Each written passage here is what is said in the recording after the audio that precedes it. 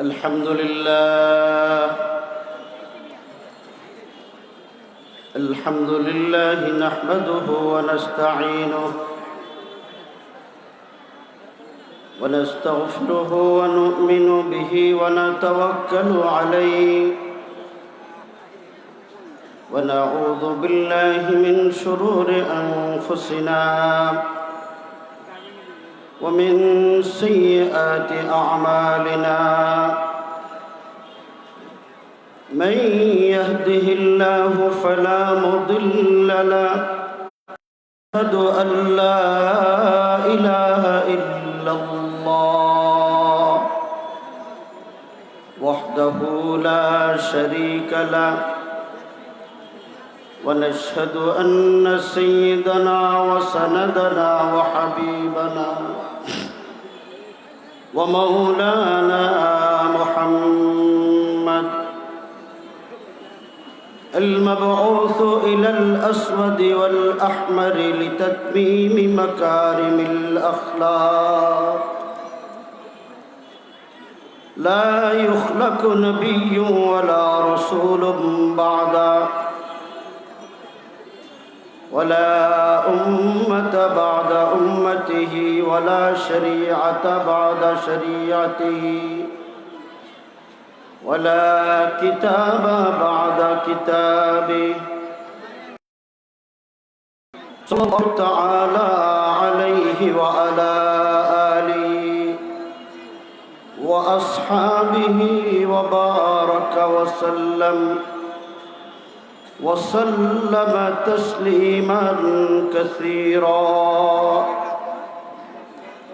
أما بعد فأعوذ بالله من الشيطان الرجيم بسم الله الرحمن الرحيم الرحمن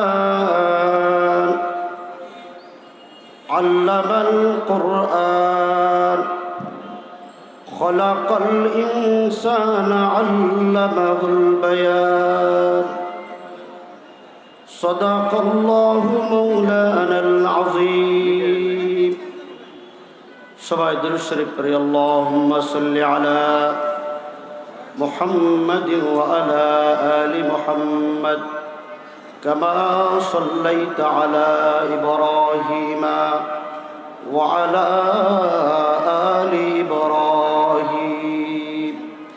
إنك حميد مجيد اللهم بارك على محمد وعلى آل محمد كما باركت على إبراهيم وعلى آل إبراهيم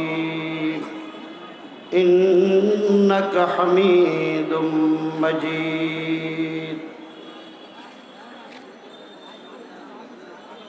الحمد لله বাংলাদেশের রাজধানী ঢাকার ঐতিহ্যবাহী এই মোহাম্মদপুর এলাকার ইত্তেফাকুল মাদারিসুল কওমিয়া মোহাম্মদপুর কর্তৃক আয়োজিত 13তম বার্ষিক ওয়াজ মাহফিলের দ্বিতীয় দিবসের শেষ অধিবেশনের সম্মানিত সভাপতি মঞ্চে উপবিষ্ট মোহাম্মদপুর 9 বাংলাদেশের যারা নেতৃত্ব দিচ্ছেন সেই শীর্ষ উলামায়ে কেরাম, সমবেত তালেবানে উলুমে নবুওয়াত, দিনদার মুমিন মুসলমান ভাই ও বন্ধুগণ, সমবেত মুরব্বিয়ানে আজম এবং মাইকের সাহায্যে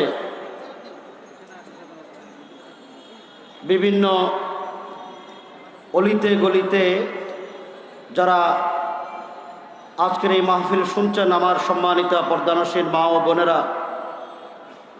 মহান আল্লাহ তাবারক ওয়া তাআলার দরবারে সকলে মিলে কালিমাতুশ শুকর আদায় করি যে আল্লাহ রাব্বুল আলামিন একটা কঠিন সময়ে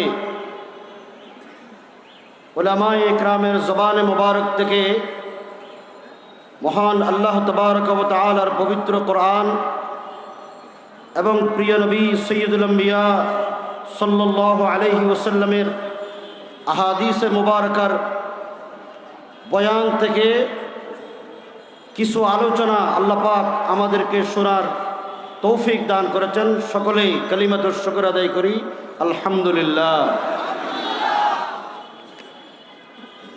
আমি খুব ছোট, আমার দুই পাশে যেই মহান মহান ব্যক্তিরা বসে আছেন, মনে খুব ভয়। এতগুলো শিষ্য ওলামায়ে ইকরামের সামনে আমার জন্য কথা বলা অনেকটা বেয়াদবি হয়। তারপরেও যেহেতু মুরব্বীরা নির্দেশ করেছেন, আমি আমার কাছ থেকে কোনো কথা বলবো না। আপনাদের সামনে বরকতের জন্য পবিত্র কোরআনের সূরা আর রহমানের 4টা আয়াত তেলাওয়াত করেছি। আমি যখন খুব ছোট ছিলাম তখন জিরি মাদ্রাসায়, চট্টগ্রামের, বাংলাদেশ নয় পুরা ভারতবর্ষের একজন বড় দার্শনিক আলেম ছিলেন, যাকে খতিবে আজম বলা হতো। তিনি হাটাজারি মাদ্রাসার মুহাদ্দিস ছিলেন, পটিয়া মাদ্রাসার শেখুল হাদিস ছিলেন, পাকিস্তান প্রাদেশিক অ্যাসেম্বলির মেম্বারও ছিলেন। হযরত খতিব আজম রহমতুল্লাহ আলাই এই আয়াতের তাফসীর করেছেন। আমি শুধু আপনাদেরকে খতিব আজম রহমতুল্লাহ আলাইর এই ব্যাখ্যাটুকু শোনাব।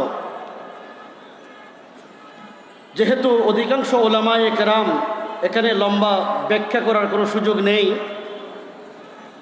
হযরত খতিব আজম রহমতুল্লাহ আলাই বলেন, আল্লাহ রব্বুল আলামিন সূরা আর রহমানের মধ্যে সর্বপ্রথম আল্লাহ তাআলার অসংখ্য গুণবাচক নাম থেকে রহমান বলেছেন। রহমান অর্থ আল্লাহ, রহমানের অপর নাম কি? আল্লাহ। তাহলে আল্লাহর পরিচয় দেওয়ার কোনো দরকার নাই। দ্বিতীয় নম্বর আল্লাহ বলেছেন আর রহমান আল্লামাল কোরআন। আল্লাহ পাক রহমানের পরে কোরআনের কথা আনলেন। এরপরে আল্লাহ বলেন খালাকাল ইনসান। আল্লাহ পাক তৃতীয় নম্বরে ইনসান সৃষ্টির কথা আনলেন। আল্লাহ প্রথমে নিজের পরিচয় দিলেন, নিজের পরিচয় দেওয়ার সাথে সাথে কোরআনের কথা বললেন, এরপরে আল্লাহ পাক মানুষ সৃষ্টির কথা বললেন। স্বাভাবিক সরল তর্জমা হলো আর রহমান অর্থাৎ আল্লাহ, আমি আল্লাহ আল্লামাল কোরআন, তোমাদেরকে আমি কোরআন শিখিয়েছি। আল্লাহ বলছেন আমি তোমাদেরকে কোরআন শিখিয়েছি। এরপরে আল্লাহ বললেন খালাকাল ইনসান, আমি মানুষ সৃষ্টি করেছি। হযরত খতিব আজম রহমতুল্লাহ আলাইয়ের কথা এখনো আমার কানে স্পষ্ট মনে আছে। হযরত খতিব আজম রহমতুল্লাহ আলাই বলেন, আল্লাহ রব্বুল আলামিন তার পরিচয় দেওয়ার পর আল্লাহর নিজাম এবং কানুন হলো, আল্লাহ সর্বপ্রথম দুনিয়াতে আমাদের আব্বা আদম আলাইহিস সালামকে সৃষ্টি করেছেন। সর্বশেষ আমাদের নবী সৈয়দুল আম্বিয়ার উপরে কোরআন নাযিল করেছেন। তাহলে আল্লাহর নিয়ম হলো আল্লাহ আদমকে সৃষ্টি করেছেন আগে, কোরআন নাযিল করেছেন পরে। কিন্তু সূরা আর রহমানে বলার সময় আল্লাহ পাক কোরআনের কথা আগে বললেন, মানুষ সৃষ্টির কথা পরে বললেন। আল্লাহর নিজামের খেলাফ এই কাজ করলেন কেন? একটা প্রশ্ন অবশ্যই থাকে। এই প্রশ্নের জবাব হযরত খতিব আজম রহমতুল্লাহ আলাই চমৎকারভাবে দিয়েছিলেন। এই প্রশ্নের জবাব দেওয়ার আগে বর্তমান সময়ে কিছু কথা না বললে এই প্রশ্নের সঠিক জবাব আমাদের বুঝে আসবে না। আমি আপনাদের বলি, আমরা কি মানুষ? খতিব আজম রহমতুল্লাহ আলাই বলেন, মানুষ হওয়ার জন্য দুইটা জিনিস দরকার। একটা হলো মানুষের শরীর, আরেকটা হলো মানুষের রূহ। রূহ আর শরীর যদি সমন্বয় না থাকে তাহলে কোনোদিন মানুষ হতে পারবে না। রূহ যদি শরীর থেকে বের হয়ে যায়, মানুষ না লাশ? লাশের জন্য কোনো হুকুম আহকাম নাই। তাহলে রূহ আর শরীর যেই বডির ভিতরে আছে তাকেই বলবে মানুষ। তাহলে বোঝা গেল কারো যদি রু থাকে, শরীর না থাকে, সে মানুষ হতে পারবে না। কারো শরীর আছে, রু নাই, সেও মানুষ হতে পারবে না। মানুষ হওয়ার জন্য শরীরের রু দুটোটার দরকার। তাহলে বোঝা গেল দুনিয়াতে বেঁচে থাকতে হলে শরীরকেও ভালো রাখতে হবে, রুকেও ভালো রাখতে হবে।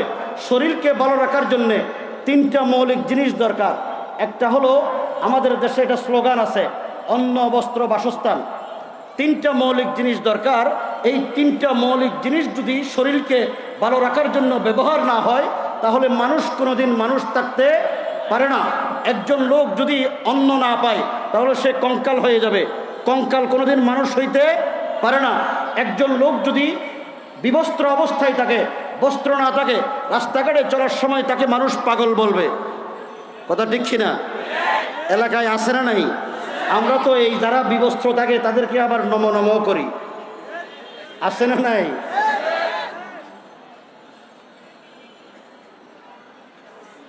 আবার যদি বাসস্থান না থাকে, রাত্রে ঘুমাইতে না পারে, সেটা পাগল হয়ে যাবে। তাহলে শরীরকে ভালো রাখার জন্য কয়টা জিনিস দরকার?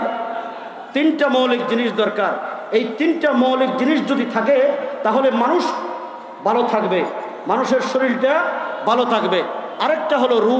রুকে ভালো রাখার জন্যে একটা শিক্ষার প্রয়োজন আছে না নাই? আমাদের দেশে স্কুল কলেজ ইউনিভার্সিটি তো আছে।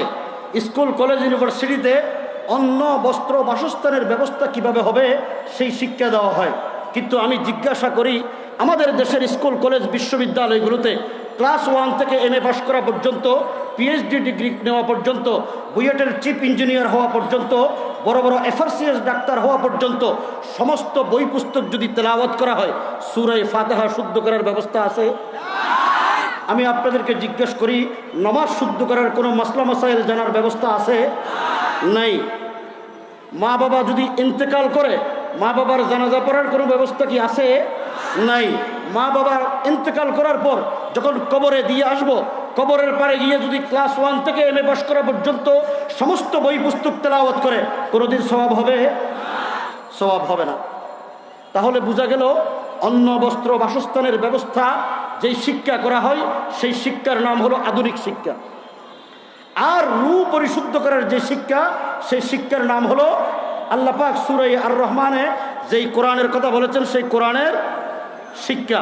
আজকে আমাদের দেশে সরকার দুর্নীতির বিরুদ্ধে যুদ্ধ ঘোষণা করেছেন। আবার দুর্নীতির বিরুদ্ধে সরকার দুর্নীতি দমন কমিশনও করেছেন। আমাদের বক্তব্য, সরকার দুর্নীতি দমন কমিশন গঠন করেছেন।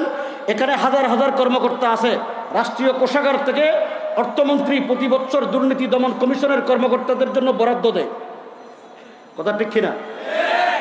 কিন্তু উলামায়ে কেরাম এদেশের মুসলমানদের আত্মপরিশুদ্ধি করার মাধ্যমে একজন আল্লাহওয়ালা, সহি এবং ভালো মানুষ, আদর্শবান মানুষ, যেই মানুষটা দুর্নীতি করবে না, যেই মানুষটা সন্ত্রাস করবে না, যেই মানুষটা সমাজে অন্যায় করবে না, জোর জবরদস্তি করবে না, রাষ্ট্রের সম্পদ লুণ্ঠন করবে না, জনগণের সম্পদ লুণ্ঠন করবে না, ভাইয়ের সম্পত্তি জোর জবরদস্তি করে খাবে না, বোনের সম্পত্তির উপর আক্রমণ করে বোনকে তাকে সম্পত্তি থেকে মাহরুম করবে না, সেই রকম ভালো মানুষ তৈরি করার জন্যে, দুর্নীতিমুক্ত, সন্ত্রাস মুক্ত এবং অন্যায় অনাচার মুক্ত সমাজ প্রতিষ্ঠার জন্য এই দেশের উলামায়ে কেরাম বিরামহীনভাবে 24টা ঘন্টা সারা বছর, যুগ থেকে যুগ, শতাব্দী থেকে শতাব্দী আজকে কাজ করে যাচ্ছেন, কিন্তু সরকারের কোনো বরাদ্দ তারা নেন না।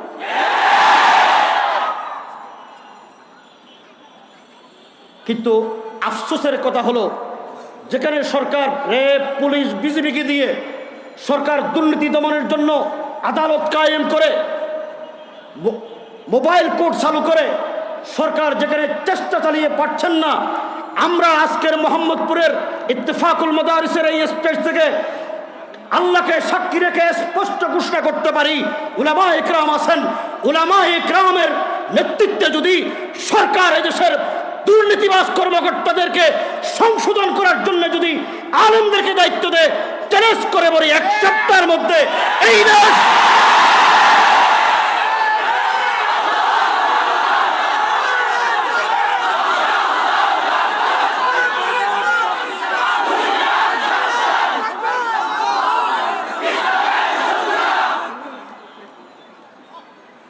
হযরত খতিব আজম রহমতুল্লাহি আলাইহি বলেন, মানুষ দুই প্রকার।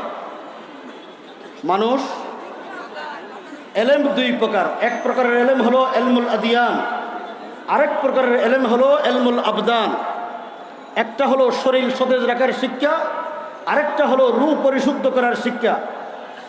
মানুষ দুই প্রকার, এক প্রকার হলো ভালো মানুষ, আরেক প্রকার হলো খারাপ মানুষ। মোহাম্মদপুর এলাকা এটা রাজধানী, নিশ্চয় এখানে খারাপ মানুষের কোনো বসবাস নাই। এতগুলো মাদ্রাসা, আলেম ওলামা, এখানে খারাপ মানুষ থাকবে অন্তত আমি বিশ্বাস করতে পারি না। কারণ এখানে মাননীয় প্রধানমন্ত্রীর অফিসও কিন্তু কাছে। সুতরাং ভালো মানুষ ছাড়া খারাপ মানুষ এখানে থাকতে পারে না, এটা আমার বিশ্বাস।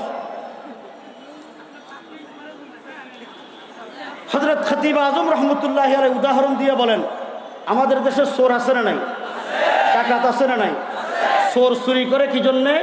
তার অন্ন বস্ত্র বাসস্থানের ব্যবস্থা করার জন্যে। ডাকাত ডাকাতি করে কি জন্যে? তার পেটের খিদা নিবারণের জন্য। কথা ঠিক কিনা? আমি আপনাদেরকে জিজ্ঞেস করি, আমাদের দেশে সরকারি কর্মকর্তা আছে না নাই?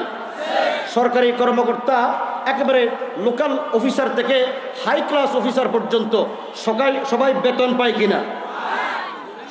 চিন্তা করে বলিয়েন, বেতন পায় কিনা? দুই ঈদে বোনাস পায় কিনা? অফিসার যদি বড় হয় সরকারি বিভিন্ন সুযোগ, বাসা বাড়ি, টেলিফোন বিল পায় কিনা? পাওয়ার পরেও ঘুষ খায় কিনা? মনে হয় এখানে নাই।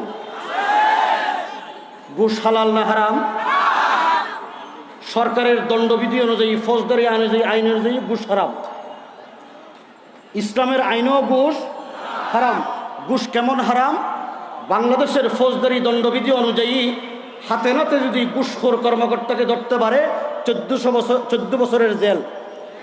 আমি আপনাদেরকে জিজ্ঞেস করি, যেই সমস্ত সরকারি কর্মকর্তারা রাষ্ট্রের সুযোগ সুবিধা পাওয়ার পর সরকারি খরচে লেখাপড়া শিখে মানুষ হয়ে সরকারি কর্মকর্তা হয়ে সরকারি বেতন পেয়ে যারা রাষ্ট্রের সেবা করবে, জনগণের সেবা করবে, ওই সমস্ত আমার দেশের সূর্য সন্তানরা, সোনার ছেলেরা যারা রাষ্ট্রের খরচে লেখাপড়া শিখে মানুষ হয়ে সমাজের নেতৃত্ব দেওয়ার জন্যে রাষ্ট্রের কর্মকর্তা হয়েছেন, তারা যদি ঘুষ খায়, এটা অন্যায় না অন্যায়? এই কাজটা করে কিনা আমাদের দেশে? আছে না নাই? ঘুষের যে আইন আছে, ফৌজদারি দণ্ডবিধি, এরা তারা জানে কিনা? জানার পরে তারা মানে কিনা? মানে না কেন? তার একমাত্র কারণ, অন্ন বস্ত্র বাসস্থানের ব্যবস্থা কিভাবে করবে সেই শিক্ষায় শিক্ষিত তারা। করলো নাকি জনগণের সম্পদ লুণ্ঠন করে করলো, সেটা তাদের জন্য বিবেচ্য নয়। তাদের বিবেচ্য হলো অন্ন বস্ত্র বাসস্থানের মাধ্যমে সম্পদের বাহার কিভাবে করবে, দেশের টাকা বিদেশে কিভাবে প্রচার করবে, দেশ থেকে বাড়ি না করে বিদেশে কিভাবে বাড়ি করবে, দেশের ব্যাংকে টাকা না রেখে বিদেশি ব্যাংকে টাকা কিভাবে রাখবে।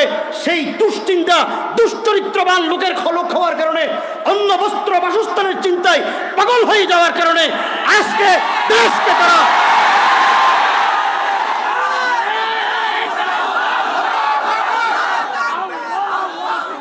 আছে না নাই? প্রিয় বন্ধুগণ, স্লোগান বেশি দিলে সময় নষ্ট হয়ে যাবে।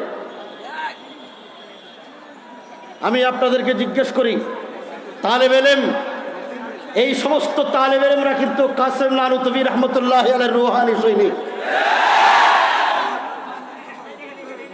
কাসেমি সন্তানরা দুনিয়াতে কারো সামনে মাথা নত করে না। কোন শক্তিকে কাসেম নানুতুবির উত্তরসূরিরা পরোয়া করে না। কারণ আল্লামা ইকবাল রহমতুল্লাহি আলাইহি চমৎকার ভাবে বলেছেন, तौहीद की अमानत सीनों में है हमारे, तौहीद की अमानत सीनों में है हमारे, आसान ही मिटाना नामो निशा हमारा, बातिल से दबने वाले ऐ आसमां नहीं हम, 100 बार कर चुका है तो इम्तिहा हमारा, तेगों की साये में हम पल कर जवा हुए हैं, खंजर खिलाल का है कौमी निशा हमारा। যাদের হৃদয়ে তৌহিদের সেই স্ফুলিঙ্গ আছে, কুওয়াত আর ঈমান মজবুত, তারা কি ভয় করতে পারে? কোনোদিন ভয় করতে পারে না। হযরত খতিব আজম রহমতুল্লাহি আলাইহি বলেন, মানুষ দুই প্রকার, কিছু ভালো মানুষ, কিছু খারাপ মানুষ। এলেম দুই প্রকার, এলমুল আদিয়ান, এলমুল আবদান। আলেম দুই প্রকার। হযরত খতিব আজমের ভাষায় বলি, এক প্রকারের আলেম হলো সরকার কর্তৃক নিয়ন্ত্রিত, আরেক প্রকারের আলেম হলো আল্লাহ কর্তৃক স্বীকৃত। সরকার কর্তৃক নিয়ন্ত্রিত উলামায়ে কেরাম সরকারি চাকরি করেন, সেই জন্য ইসলাম বিরোধী কর্মকাণ্ডে যেখান থেকে হোক কথা বললে তাদের চাকরি চলে যাবে, সেই জন্য কথা বলতে পারে না। উদাহরণ দিয়ে বলি, ছবি হালাল না হারাম? দেশের আইনে হারাম না আল্লাহর পবিত্র বিধান হযরত রাসূল করিম সাল্লাল্লাহু আলাইহি ওয়াসাল্লামের পবিত্র হাদিসে নিষিদ্ধ। আমরা আল্লাহর নবীর সুন্নতকে জিন্দা করার জন্য এখানে ওয়াজ শুনতে এসেছি। রাসূলুল্লাহ সাল্লাল্লাহু আলাইহি ওয়াসাল্লাম পরিষ্কার ভাষায় হাদিসে ইরশাদ করেছেন, লা তাদখুলুল মালাইকাতু বাইতান ফিহি কলবুন আও তাসাবির। যেই ঘরের মধ্যে কুকুর আর ছবি থাকে সেই ঘরে রহমতের ফেরেশতা প্রবেশ করে না। এই হাদিস আমরা জানি কিনা? এই যে সমস্ত সরকার কর্তৃক নিয়ন্ত্রিত উলামায়ে কেরাম তারা জানে কিনা? জানার পরেও আমার অভিজ্ঞতা, আমি কোনো ফালতু কথা বলি না, নিজে চোখে দেখে এসেছি। একটা বড় কামিল মাদ্রাসা, এমএ মাদ্রাসার প্রিন্সিপাল এবং শেখুল হাদিসের মাথার উপরে, যেখানে বুখারী শরীফের দরজ দেওয়া হয়, তিরমিজি, আবু দাউদ, নাসাই, ইবনে মাজার দরজ দেওয়া হয়, এই সমস্ত বড় দুইজন মুহাদ্দিসের মাথার উপরে কিন্তু ছবি টাঙ্গানো আছে। আছে না নাই? তাহলে যারা রাসূলুল্লাহ সাল্লাল্লাহু আলাইহি ওয়াসাল্লামের আসাহুল কুতুব বাদা কিতাবিল্লাহ, আল্লাহর পবিত্র কোরআনের পরে যেই সহিহ কিতাবগুলো সামনে নিয়ে তারা বসেছেন, তারা সহিহ কিতাবের সহিহ সেই হাদিসের কথা যারা কথা বলতে পারে না, সুতরাং বলতে হবে তারা কিন্তু সরকার কর্তৃক নিয়ন্ত্রিত হওয়ার কারণে তাদের মুখে তালা লাগিয়ে দেওয়া হয়। আমরা আরেকটা হলো আল্লাহ কর্তৃক স্বীকৃত উলামা আলেম। দুই প্রকারের আলেম। আল্লাহ কর্তৃক স্বীকৃত আলেম কারা? হযরত খতিব আজম রহমতুল্লাহি আলাইহি বলেন, যারা কোরআন এবং হাদিসের ইলম অর্জন করার পর সেই মতে আমল করে যারা আল্লাহকে সন্তুষ্ট করেছেন, তারা হলো আল্লাহ কর্তৃক স্বীকৃত আলেম। আছে না নাই? আছে না নাই? কারণ উদাহরণ দিয়ে বলি, আমাদের দেশে বড় বড় দার্শনিক, বড় বড় বুদ্ধিজীবী আছে না নাই? এই বুদ্ধিজীবীগুলো, আমি বলি এরা বুদ্ধিজীবী নয়, এরা হলো বুদ্ধি প্রতিবন্ধী। কারণ এই বুদ্ধিজীবীগুলো এমন এমন কাজ করে যে কাজগুলো রাষ্ট্রের জন্য ক্ষতিকর, দ্বীনের জন্য ক্ষতিকর, জনগণের জন্য ক্ষতিকর।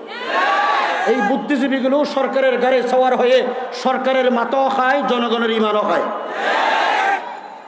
এদেরকে দেখবেন মানুষ যখন ঘুমায় তখন রাত 12টার পর টেলিভিশনগুলোতে টকশোর মধ্যে কুটকুট করে। এই জন্য এই বুদ্ধিজীবীগুলো আজকে সমাজটাকে ধ্বংস করেছে, রাষ্ট্রকে ধ্বংস করেছে, রাষ্ট্রের সভ্যতা, সংস্কৃতি, তাহজিব, তামাদ্দুন, ইসলামকে ধ্বংস করেছে। ইসলামের বিরুদ্ধে এরা বড় বড় কথা বলে এবং রাষ্ট্রকে বিভ্রান্ত করে, সরকারের মাথাও হয়, জনগণের ইমানও হয়।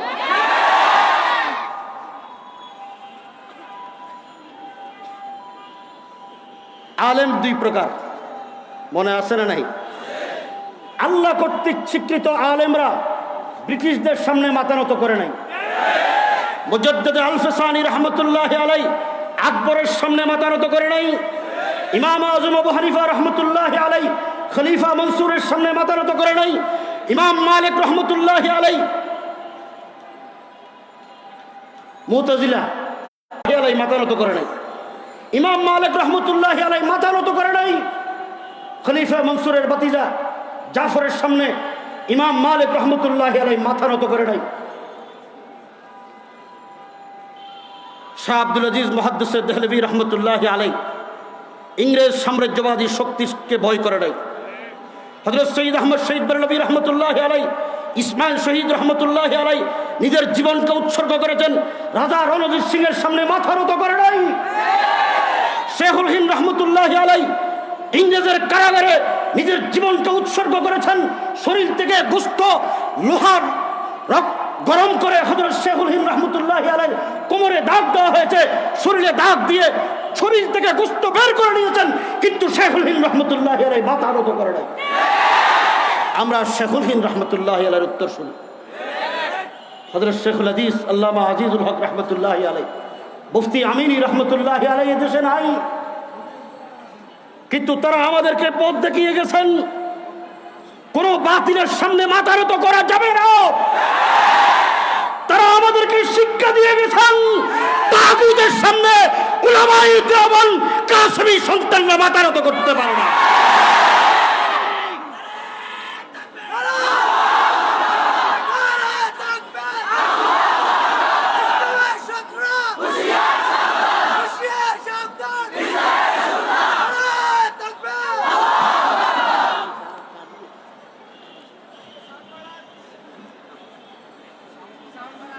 উলামায়ে কেরাম যারা আল্লাহ কর্তৃক স্বীকৃত আলেম, কথা কি বোঝা যায় না? যারা আল্লাহ কর্তৃক স্বীকৃত আলেম তারা দুনিয়াতে কারোর সামনে মাথা নত করে না। হযরত খতিব আজম রহমতুল্লাহ আলাইহি বলেন, আমাদের দেশে অন্ন বস্ত্র বাসস্থানের জন্য আমাদের যেই দেশে কেন করে তার একমাত্র কারণ আমাদের দেশের আধুনিক শিক্ষিত ভাইয়েরা মনে করে মাদ্রাসায় পড়লে আমার সন্তান বিজ্ঞান জানবে না, আমার সন্তান সায়েন্স জানার সুযোগ নাই, আর্টস জানার সুযোগ নাই, হ্যাঁ পলিটিক্যাল সায়েন্স জানার কোনো সুযোগ নাই, হ্যাঁ এলজাবরা জানার সুযোগ নাই। তারা এই সমস্ত কথাগুলো বলে সমাজকে বিভ্রান্ত করে, কথা ঠিক না? কিন্তু আমি একটা প্রশ্ন শিক্ষিত সমাজের কাছে করতে চাই, যারা 1 লক্ষ টাকা বেতন পায়, বেতন পাওয়ার পরেও সমস্ত সুযোগ সুবিধা পাওয়ার পরেও বাংলাদেশে 4র্থ শ্রেণীর কর্মকর্তাদেরও 25,000 টাকার নিচে বেতন নাই, কিন্তু আগেই যেখানে যেই সমস্ত ওলামা ইকরাম বসা আছেন কারো বেতন কিন্তু 10 থেকে 15,000 টাকার উপরে নাই। এই ওলামা ইকরামের ঘর যেই সুন্দরভাবে চলে, যে আরামের সাথে যারা চলে, যে শান্তিতে তাদের ঘর চলে, তাদের ছেলে মেয়েদেরকে যেভাবে উন্নত লেখাপড়া শিখিয়ে তারা মানুষ করতে পারেন, নিজের মেয়েকে যেভাবে সুন্দরভাবে বিবাহ দিতে পারেন, আমি জিজ্ঞাসা করি 1ম শ্রেণীর কর্মকর্তাদের সেই সুন্দর জীবন কি আছে? তাহলে বোঝা গেল শুধু আধুনিক জ্ঞান বিজ্ঞান অর্জন করলে বড় অশান্তি নাই, সমাজও শান্তি নাই, রাষ্ট্রের মধ্যেও শান্তি নাই। কারণ দেখা যাচ্ছে বাংলাদেশের যেই পরিস্থিতি তৈরি হয়েছে, আগামী কয়েক বছর পরে এই দেশে যেভাবে খরচের অবস্থা পরিধি বেড়ে গেছে, সুন্দরভাবে জীবনযাপন করার সরকারি কর্মকর্তাদের আর সুযোগ থাকবে না। সুতরাং বোঝা গেল কোরআন যেই শিক্ষা ব্যবস্থার ভিতরে নাই, ওই শিক্ষা অর্জন করে যত বড় কর্মকর্তা, যত বড় অফিসার হোক না কেন, বড় ইঞ্জিনিয়ার হওয়ার পরেও যখন ব্রিজের কাজ করবে তখন লোহার সাথে কিন্তু বাঁশ ঢুকিয়ে দেয়, আছে না নাই? কেন করে? তার একমাত্র কারণ অন্ন বস্ত্র বাসস্থানের শিক্ষায় শিক্ষিত, তার শরীরকে সতেজ রাখার শিক্ষায় শিক্ষিত, তার ভিতরে যে একটা রু ছিল, সেই রু না থাকলে সে মানুষ হতে পারবে না। তার রুকে পরিশুদ্ধ করার কোনো শিক্ষা আমার দেশের শিক্ষা ব্যবস্থার ভিতরে নাই। এটা ঠিক না বেঠিক? আরো একটা উদাহরণ দিয়ে বলি, এই মোহাম্মদপুর মাদ্রাসায় সবচাইতে বেশি মাদ্রাসা, এই মোহাম্মদপুর এলাকায় আমার জানা মতে সবচাইতে বেশি মাদ্রাসা বাংলাদেশে মোহাম্মদপুরে। মোহাম্মদপুর মাদ্রাসাগুলোতে এতিমখানা আছে না নাই? এই এতিমখানায় কারা পড়ে? এতিম কাদেরকে বলে? যেই সমস্ত ছেলে মেয়েদের মা বাবা নাই, তাদের ভরণ পোষণের, তাদের জীবন নির্বাহ করার কোনো ব্যবস্থা নাই, সুতরাং ওই সমস্ত ছেলে মেয়েদেরকে এতিমখানায় পড়ালেখা করার জন্য দেয়, কথা ঠিক না বেঠিক? আর এদেশের বিত্তবান, সম্পদশালী, দিনদার, আল্লাহওয়ালা সাধারণ মুসলমানরা তাদেরকে এতিমখানায় সাহায্য করে। বর্তমান সময়ে বুড়া বুড়ির কিছু এতিমখানা চালু হয়েছে।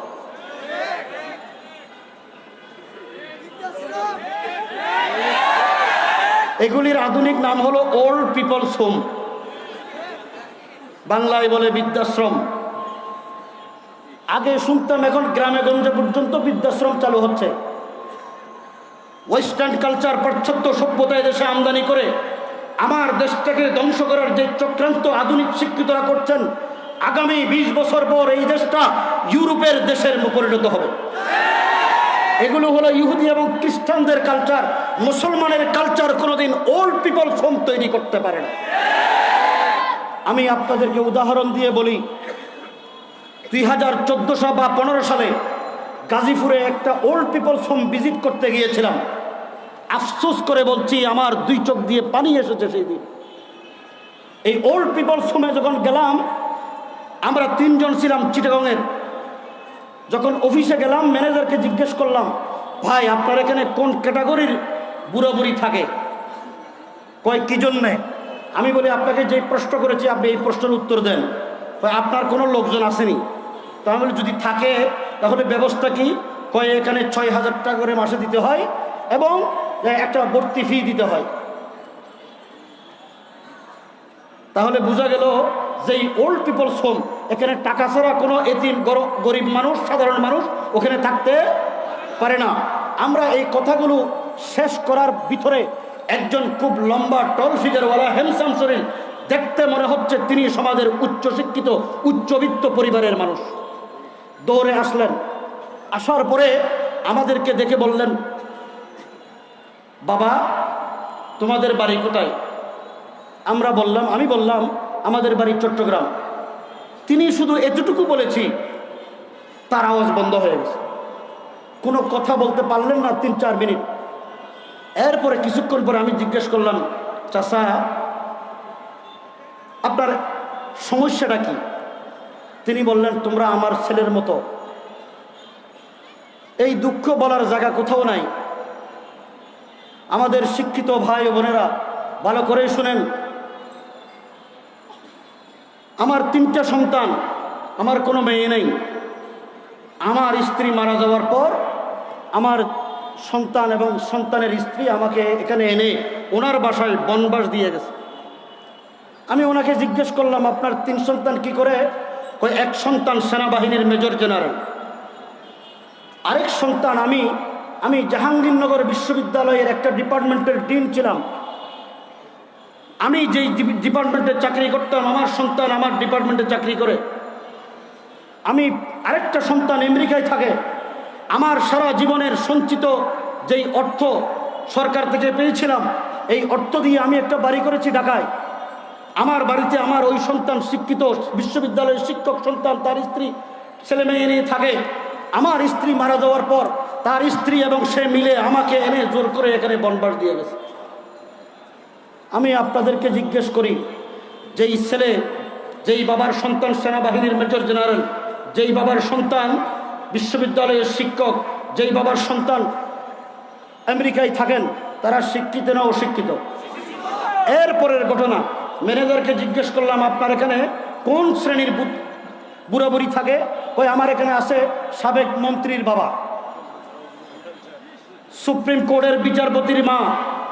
আমার এই কথাগুলো একটু মিথ্যা নয়, আপনারা অনলাইনে চার্জ করলে পাবেন।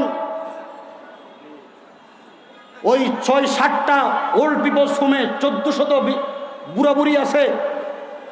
তাদেরকে দেখলে মনে হবে এক একজন এদেশের প্রেসিডেন্ট হওয়ার মতো যোগ্য ব্যক্তি, এদেশের মন্ত্রী এমপি হওয়ার মতো ব্যক্তি। সমস্ত ডকুমেন্টারিয়াল বক্তব্য। জিজ্ঞেস করলাম ম্যানেজারকে, আপনার এখানে কোন কোন শ্রেণীর বুড়া বুড়ি আছে? ম্যানেজার আমাদেরকে বললেন, এখানে সেনাবাহিনীর অফিসারের বাবা মা আছে, সচিবের অন্ততপক্ষে 300 সচিবের বাবা মা আছে, সুপ্রিম কোর্টের বিচারপতির বাবা মা আছে, পুলিশের বড় কর্মকর্তার বাবা মা আছে। পুলিশের বাইরে থাকলে আপনারা রাগ করিয়েন না। সরকারি বিশ্ববিদ্যালয়ের শিক্ষকের বাবা মা আছে।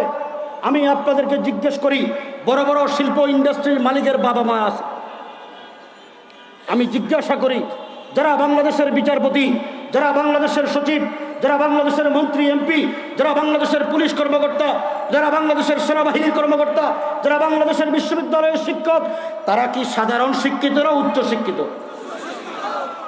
আরেকটু জোরে করে কোন?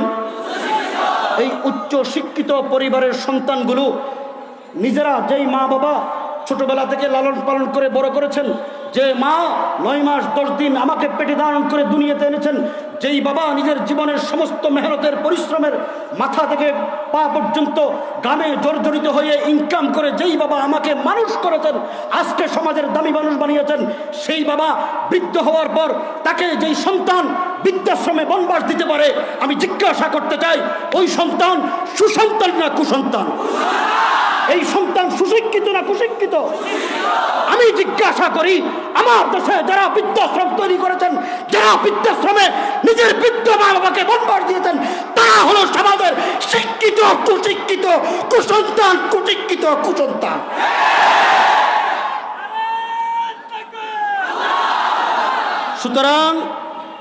সুতরাং অন্ন বস্ত্র বাসস্থানের শিক্ষা দিয়ে মানুষের চরিত্র সংশোধন করা কোনোদিন যাবে না। মানুষের শরীর সংশোধন করার সাথে সাথে, শরীর সতেজ রাখার শিক্ষা দেওয়ার সাথে সাথে রূপ পরিশুদ্ধ করার শিক্ষাও দিতে হবে। এই রূপ পরিশুদ্ধ করার শিক্ষা একমাত্র পবিত্র আল কোরআন। কোরআন ছাড়া এই দেশের মানুষের চরিত্র সংশোধন হবে না। আমরা সরকারের কাছে দাবি করেছিলাম, হযরত মাওলানা মাহফুজুল হক দামাত বরকাতুহু এখানে উপস্থিত রয়েছেন, আল্লামা শাহ আহমদ শফি রহমতুল্লাহ আলাইকে মাননীয় প্রধানমন্ত্রী অত্যন্ত শ্রদ্ধা করতেন। বাংলাদেশের পাওয়ারফুল মিনিস্টার যারা, তারাও কিন্তু শ্রদ্ধা করেন। আল্লামা আহমদ শফি রহমতুল্লাহ আলাইর নেতৃত্বে আমরা সরকারকে দাবি জানিয়েছিলাম বাংলাদেশকে দুর্নীতিমুক্ত করার জন্যে, বাংলাদেশকে সন্ত্রাস মুক্ত করার জন্যে, বাংলাদেশকে একটা শান্তিময় সুন্দর পরিবেশ ফিরিয়ে আনার জন্যে প্রাইমারি স্কুল থেকে হাই স্কুল পর্যন্ত অন্তত পক্ষে বুনিয়াদী শিক্ষার ভিতরে পবিত্র কোরআন এবং হাদিসের কিছু সংখ্যক কিছু প্রবন্ধ নিবন্ধ আপনি এখানে ঢুকিয়ে দেন, যেন আমার দেশের প্রাইমারি স্কুল থেকে সন্তানগুলো আদর্শ নাগরিক হইতে পারে, আমার সন্তানগুলো সন্ত্রাসী না হয়, আমার সন্তানগুলো দুর্নীতিবাজ না হয়, আমার সন্তানগুলো যেন রাষ্ট্রের ক্ষতিকারক অবস্থান তৈরি করে এরকম কোনো পরিস্থিতির জন্য শিকার না। ক্লাস অসুবিধা হয়,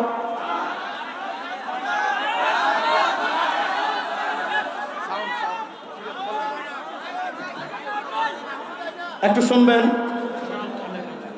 আমরা আল্লামা আহমদ শফি রহমতুল্লাহ আলাইহির সাথে বিফাকের বর্তমান মহাসচিব শেখুল হাদিস ইবনে শেখুল হাদিস জামিয়া রহমানিয়ার মুহতামিম আপনাদের মোহাম্মদপুরের সূর্য সন্তান হযরত আল্লামা মাহফুজুল হক দামাত বরকাতুহুম, তার সাথে আমরাও আল্লামা আহমদ শফির সাথে কাজ করেছি।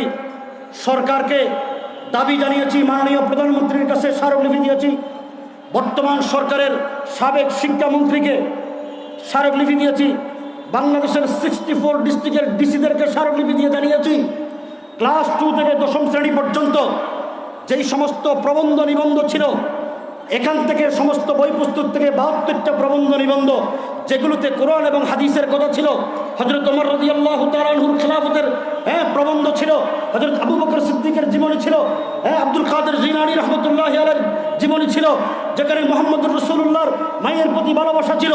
এই সমস্ত প্রবন্ধ নিবন্ধগুলো ক্লাস 2 থেকে 10ম শ্রেণী পর্যন্ত বই পুস্তকে ছিল। কিন্তু 72টা প্রবন্ধ নিবন্ধ সরকারের শিক্ষা মন্ত্রণালয়ের পাঠ্যপুস্তক প্রণয়ন কমিটি তারা বাদ দিয়েছেন। কাদের ইশারায় বাদ দিয়েছেন আমি মনে করি সেটা মাননীয় প্রধানমন্ত্রীও জানে না, কারণ মাননীয় প্রধানমন্ত্রী বলেছেন যে এটা হতে পারে না, আমিও মুসলমান। আমি তার কথা সরাসরি বলছি, তিনি বলেছেন আমিও মুসলমান হিসেবে ইসলামী প্রবন্ধ নিবন্ধ বাদ দেওয়া হোক, সেটা আমি চাই না। কিন্তু আমার প্রশ্ন হলো, আজকে সেই শিক্ষামন্ত্রী নাই, বর্তমান নতুন শিক্ষামন্ত্রী আছেন, আমার কথায় কি কোনো অসুবিধা হয়? আমরা রাষ্ট্রকে সংশোধন করতে চাই, সরকারকে সতর্ক করতে চাই, জনগণকে সচেতন করতে চাই, সরকারের ক্ষমতা নিতে চাই না, সরকারকে টেনে হিসেবে ফেলাতেও চাই না। এই দুনিয়ার সরকারি ক্ষমতা আমাদের প্রয়োজন নাই। আল্লাহ পাক নায়েবে রাসূলকে যে মর্যাদা দিয়েছেন, দুনিয়াতে দেশের কোনো প্রধানমন্ত্রী প্রেসিডেন্টকেও সেই মর্যাদা দেন নাই।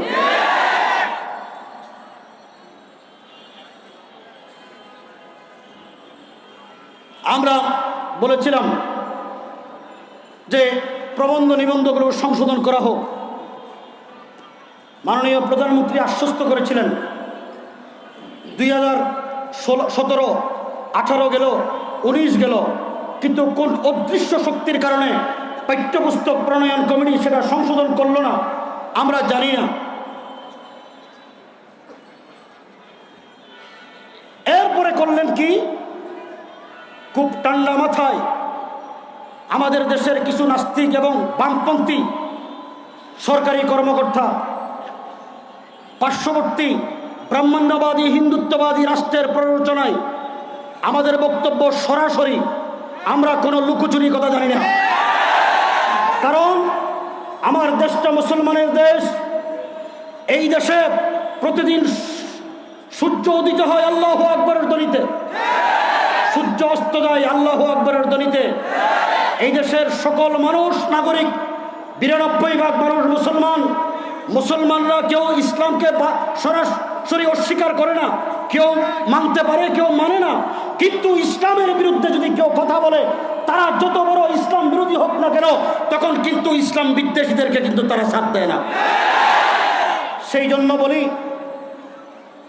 প্রথম শ্রেণীর বাংলা বই, আমি সবগুলো বলবো না, প্রথম শ্রেণীর বাংলা বই পড়ে যাদের যেই সমস্ত ছেলে মেয়েদের বয়স, আমার দেশের শিক্ষিত ভাই ও বোনেরা ভালো করেই শুনে রাখেন, ইসলামের গোড়া কিভাবে কেটে দেওয়ার জন্য রাষ্ট্রীয় ব্যবস্থা বনায় আমার দেশ থেকে শিক্ষা ব্যবস্থাকে ঢেলে সাজানো হয়েছে। এটা যদি পরিবর্তন না হয়, তাহলে বুনিয়া ভিত্তি যদি বাঁকা হয়, ভিত্তি যদি ইসলাম বিদ্বেষী হয়, ভিত্তি যদি নাস্তিক্যবাদের উপরে হয়, ভিত্তি যদি হিন্দুত্ববাদের উপরে হয়, ওই সন্তান বড় হওয়ার পরে কোনোদিন মুসলমান হবে না। কি করলেন? সর্বর্ণ আর ব্যঞ্জন বর্ণ ছিলেন তো, সরিয়া সরিয়া কহ আছে না?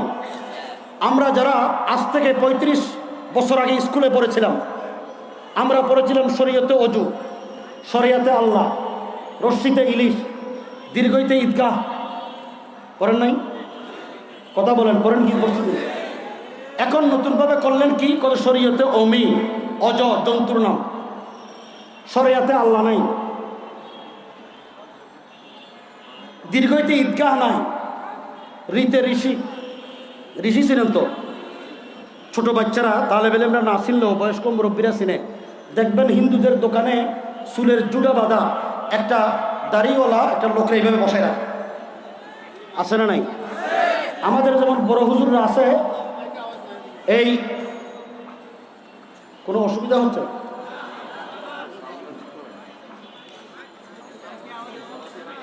মাইকের অপারেটর, আপনার বাম পাশের মাইক চলে না।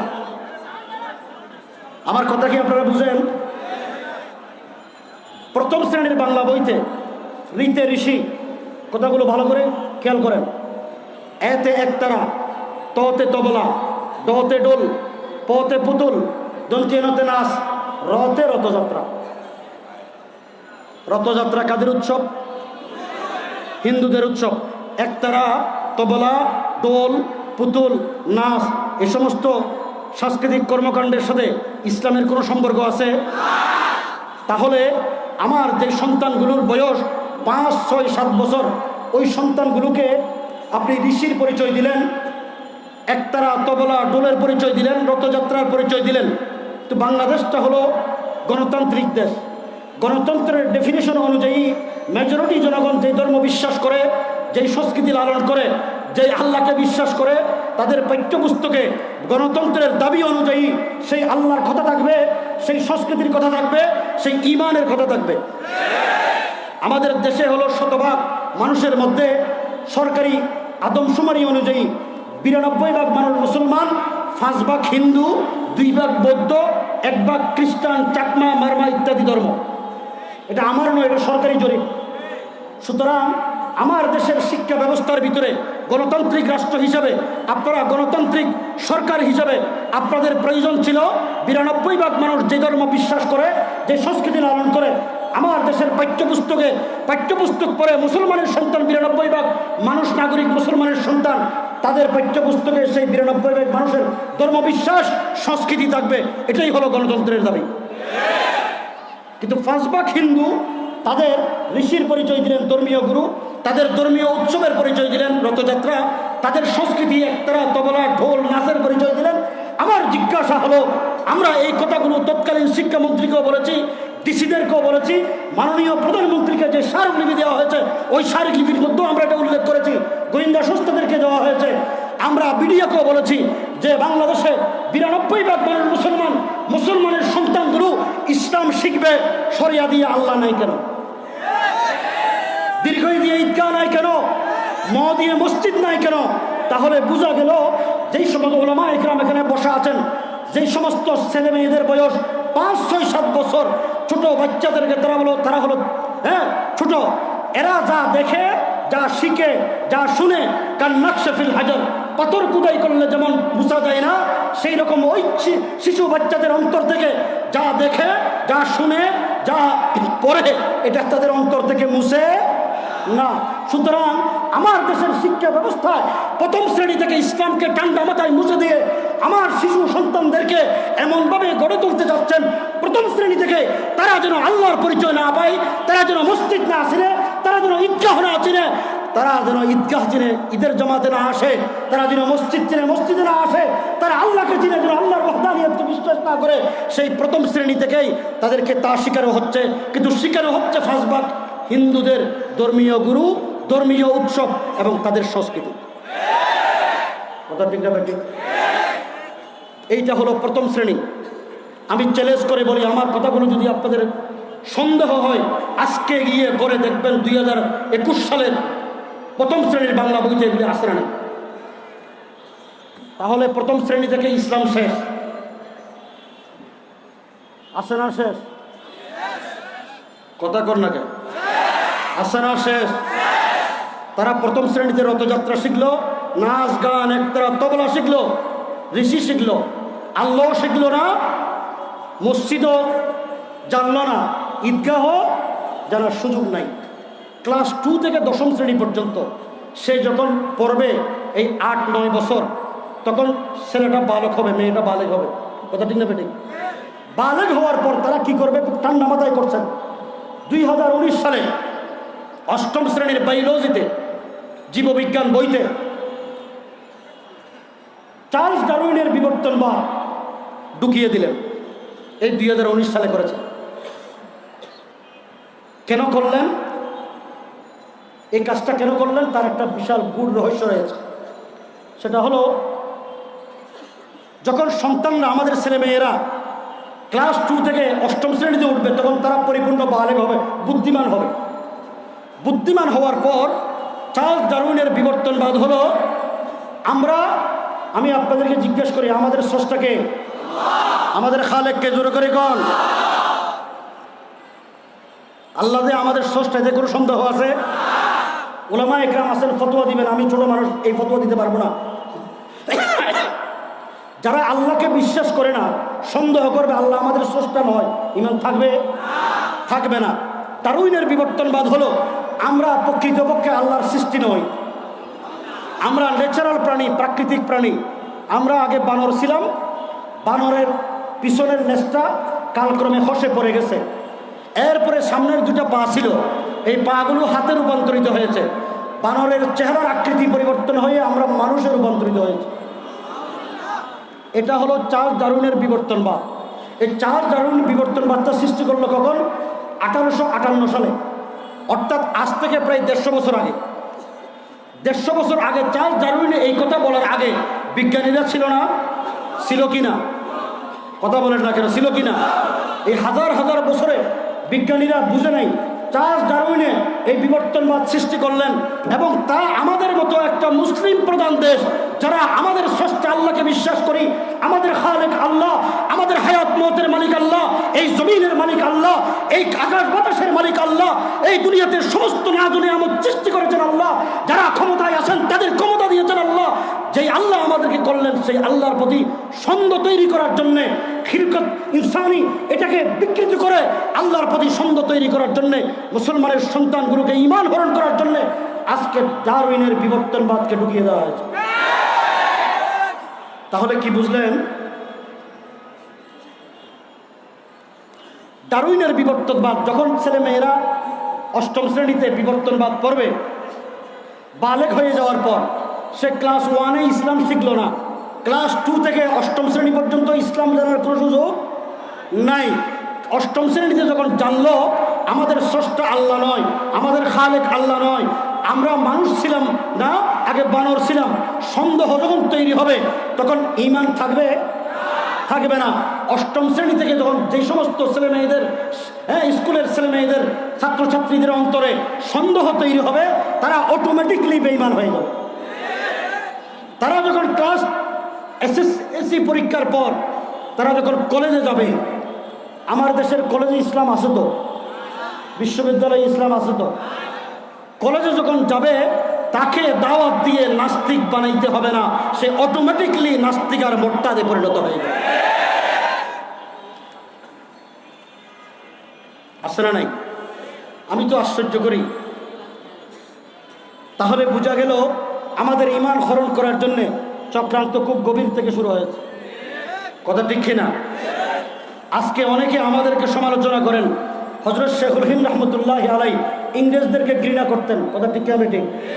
হযরত শেখুল হিন্দ রহমতুল্লাহ আলাই ফতোয়া দিয়েছিলেন, ইংরেজি পড়া, ইংরেজি দেখা, ইংরেজি বিস্কিট খাওয়া, যে বিস্কিটের ভিতরে ইংরেজি শব্দ আছে সেটাও হারাম। অর্থাৎ ইংরেজদের প্রতি ঘৃণা তৈরি করার জন্য শেখুল হিন্দ রহমতুল্লাহ আলাই এই ফতোয়া দিয়েছিলেন। অর্থাৎ ব্রিটিশরা, ইংরেজরা আমাদের দেশটাকে ধ্বংস করছে, ইসলাম মুছে দিচ্ছে, সভ্যতা সংস্কৃতি মুছে ফেলতে চায়। সুতরাং এই ইংরেজদেরকে আমরা শক্তি দিয়ে, ক্ষমতা দিয়ে যদি প্রতিরোধ করতে না পারি, অন্তত অন্তরে ওয়াযালিকা আযআফুল ঈমান, অন্তরে ঘৃণা করে তাদেরকে আমরা প্রতিহত করব। কিন্তু সেটাকে আজকে উপহাস করে, তারিখ জানে না। আমি খুব সরকারের যারা, দেশের রাষ্ট্র যারা পরিচালনা করেন, রাষ্ট্রের বিবেক, আমার দেশের রাষ্ট্র পরিচালনার দায়িত্বে নিয়োজিত ভাইদের বলবো, বোনদের বলবো, তোমাদের সাথে আমাদের কোনো বিরোধ নাই, কিন্তু একটা বিষয়, তোমরাও মুসলমান, আমরাও মুসলমান, আমাদের ইসলামকে আজকে মুছে দেওয়া হবে, আমাদের দেশ থেকে ইসলামকে নির্মূল করা হবে। আমার সন্তানকে নাস্তিক বানানোর প্রক্রিয়া শুরু হয়ে গেছে। রাষ্ট্রীয় ব্যবস্থাপনায় সেটার প্রতিবাদ করতে পারবো না, রাষ্ট্রকে সংশোধন করতে পারবো না, দুর্নীতির বিরুদ্ধে কথা বলতে পারবো না, সন্ত্রাসের বিরুদ্ধে কথা বলতে পারবো না। এই রাষ্ট্র তো আমরা চাই না।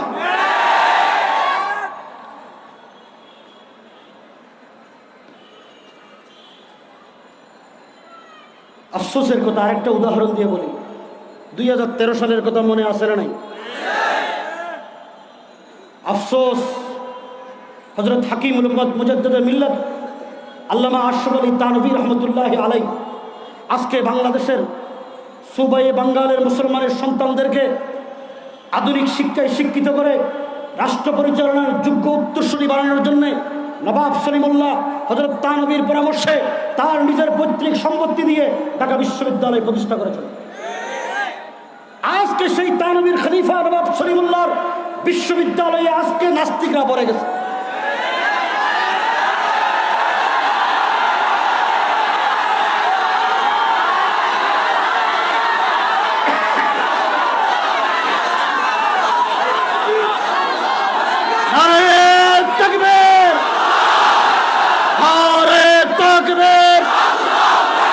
আল্লামা মামুনুল হকের আগমন।